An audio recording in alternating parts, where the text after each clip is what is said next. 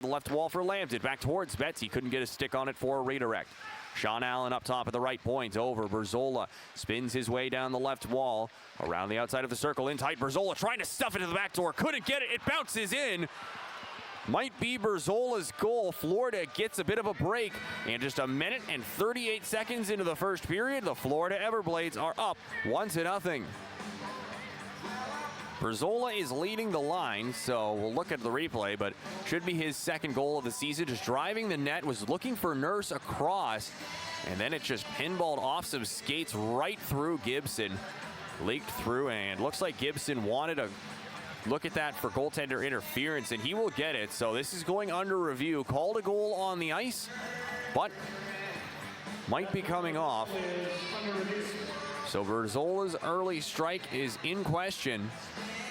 Off Duke, joining the play out of the penalty box, got a good chance. Now the other way, here comes Bernard. Henry trying to catch him, shot, scores.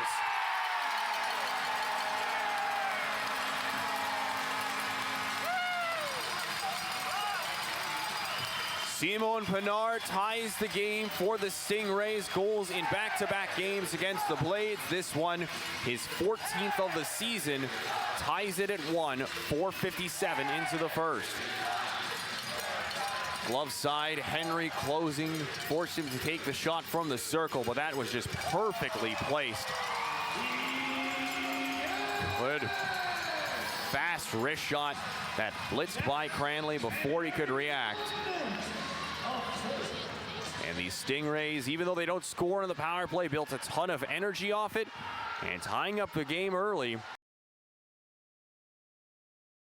Back by South Carolina. Moore off the wall, high slot, missed. Bolson goes right to Berzola, ahead for Betts, and he goes up with Romano. 2-on-1, shorthanded. Romano right side, shot, scores! Anthony Romano off the post and in, his 13th of the year, and the 8th shorthanded goal the Blades have scored this season. Makes it 2-1 Florida early in the second. Good feed by Berzola off ice, so he's going to have a goal and an assist in this game. Beautiful shot blocker side. Not a ton of space. Spot picked perfectly by Romano.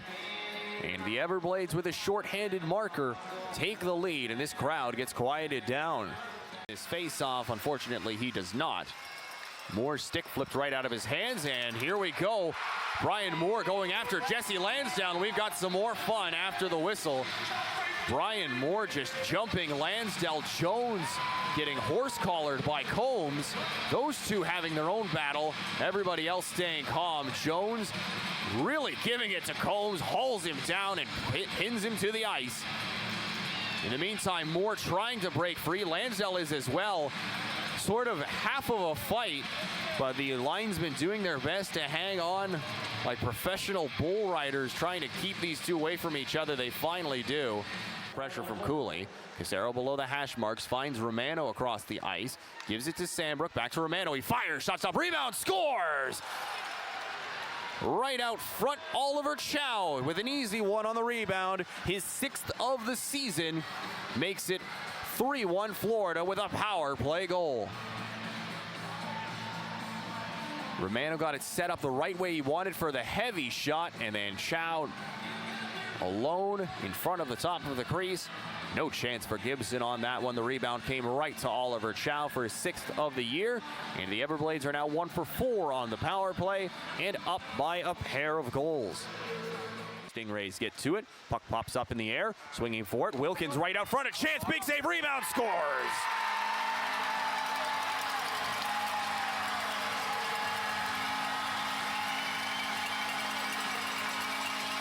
Josh Wilkins with his 14th goal of the year.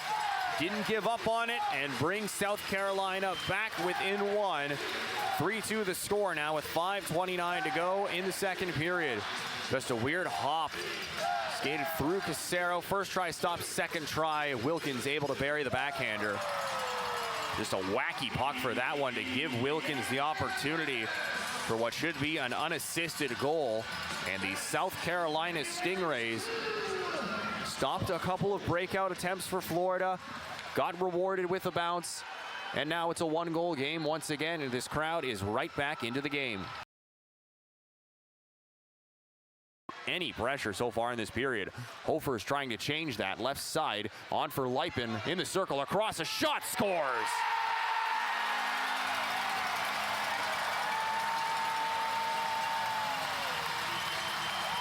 A broken rush, and the South Carolina Stingrays tie it up. Pinard has his second of the game and 15th of the season.